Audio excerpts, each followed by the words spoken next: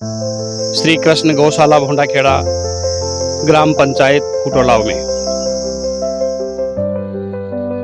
साहब इसकी जमीन तो आवंटिंग हो गई, पर यहाँ के गौशाला गौ विभाग के अधिकारियों और कलेक्टर ने ये कहा कि अनुमोदन भी हो गया, फिर भी राज्य सरकार यहाँ पर ध्यान नहीं दे रही है।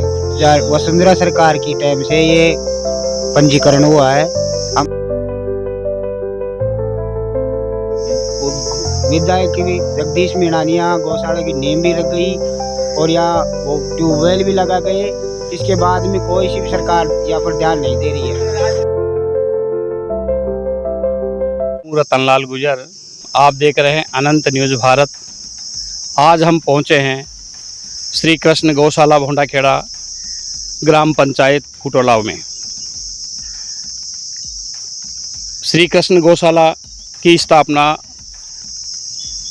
2017-18 में हुई थी और इसका रजिस्ट्रेशन होने के बाद 2017 और 18 से लेके आज तक गौ माताओं के लिए सरकार ने ना तो यहाँ पे, मैं कैमरामैन से कहूँगा कि इधर जो है उसको दिखाएं, गौ माता जो चारा चर रही हैं ये भी आप गौ माताएँ रहती है, लेकिन इसके चारों तरफ चार दीवारी का निर्माण नहीं होने की वजह से या इतना भयंकर नुकसान है कि चारा गोदाम भी दिखाएं। कैमरामैन से मैं कहूँगा चारा गोदाम भी दिखाएं। इसमें चारा जो भामाशाह हैं वो उसमें चारा ला के डालते हैं और जो गौ सेवक हैं वो सुबह शाम गौ माताओं को चारा खिलाते हैं।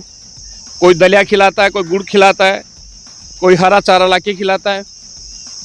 लेकिन सरकार के कान पे आज तक 2017 से लेके 18 तक कान पे जूं नहीं रहेंगी ना। कोई यहाँ के कई सरकारें आ गई, कई सरकारें गई, कई जनप्रतिनिधि बन गए, कई जनप्रतिनिधि गए, लेकिन जनप्रतिनिधियों को गौ माता की सुध लेने का पल भर भी समय नहीं मिला। यहाँ के इस गौशाला के अंतर्गत ग्राम पंचायत बिरासना, ग्राम पंचायत लालवास, कोलीवाड़ा और फुटोलाव, 4 ग्राम पंचायतों के किसानों को इन हमारी गायों से इतना भयंकर नुकसान होता है। फसल की समय, अब बारिश का समय है, किसानों ने अपने अपने खेतों में तिल, बाजरा, ज्वार, मूंग, मोठ, अन्य फसलें डाली हैं, लेकिन इन जो हमारे गायें हैं इनकी वजह से उनको भारी नुकसान उठाना पड़ता है, क्योंकि फसल खेत में जाकर ही गायें रातों जाकर किसान रात को सोते हैं बेचारे, उनकी फसल को जाकर के रात के समय नष्ट कर देती हैं। इतना बड़ा नुकसान कहीं नहीं देखने को मिलेगा। मुख्यमंत्री वसुंधरा सरकार में हमारे जमारामगढ़ से विधायक थे जगदीश नारायण मीणा, उन्होंने गौशाला के लिए विधायक मद से एक सिंगल फेस ट्यूबवेल का निर्माण करवाया। मैं कैमरामैन से कहूँगा ये इधर खेल है पानी की, गाय माता पानी पीती है, उनके लिए व्यवस्था की गई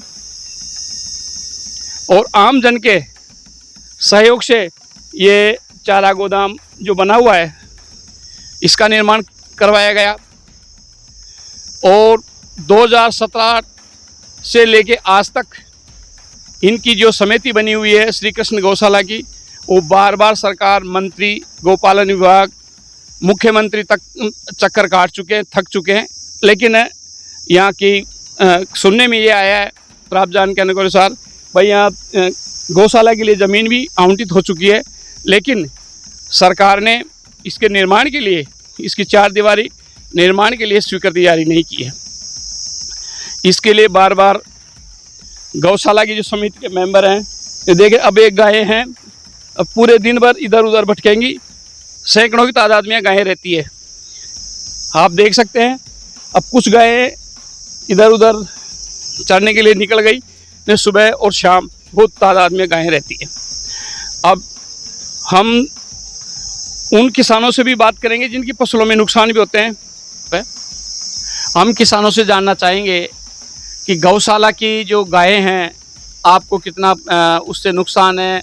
आपने बार बार सरकार से मांग की है, तो आप सरकार से क्या मांग करते हैं, गायें कितना आपको क्या नुकसान करती है, इसके बारे में हम इनसे जानकारी लेंगे। हम 3 पीपली तिराहे पे बैठे हुए हैं। हाँ जी, आपका नाम क्या है? मैं श्रवण लाल मीणा ग्रामीण श्री सिंह पास का रहने वाला हूँ। और इन गायों के लिए 4 दीवारी और टीन सेट की व्यवस्था की जाए।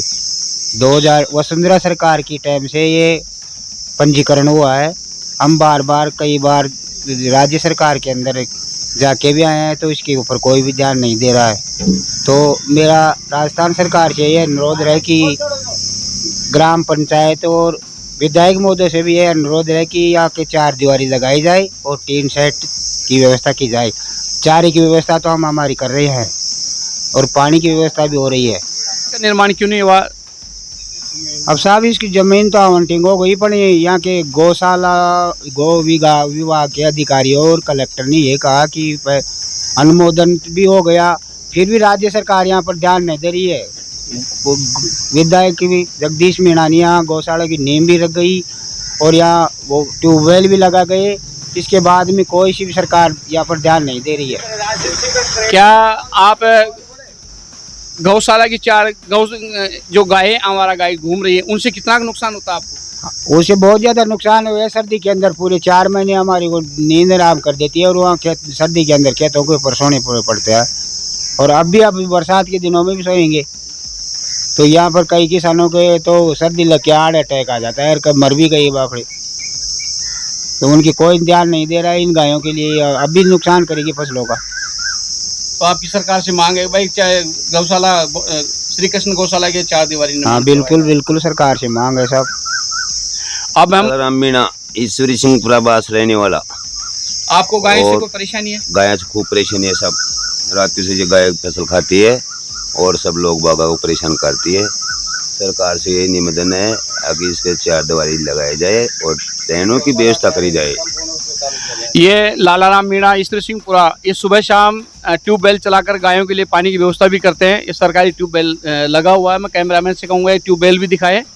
और आपको ज़्यादा सारी रात पूरी रात आप रखवाली भी करते हैं क्या फसल की? बिल्कुल रुखाली करती है साहब, बहुत परेशान करती है। आपको कभी नुकसान का भी हुआ है? नुकसान बाजरा खा जाती है चौमासा के अंदर, तो शाला के अंदर सरसों चना जो गेहूँ सब खा जाती है। कई खेतों को साफ कर जाती है, कई रुखाली करता है। जागते रहे दिन भर तो वो फसल काट सकते हैं और कोई व्यवस्था नहीं है हमारे। आप कहाँ कौन से गाँव के रहने वाले? आप बताएं।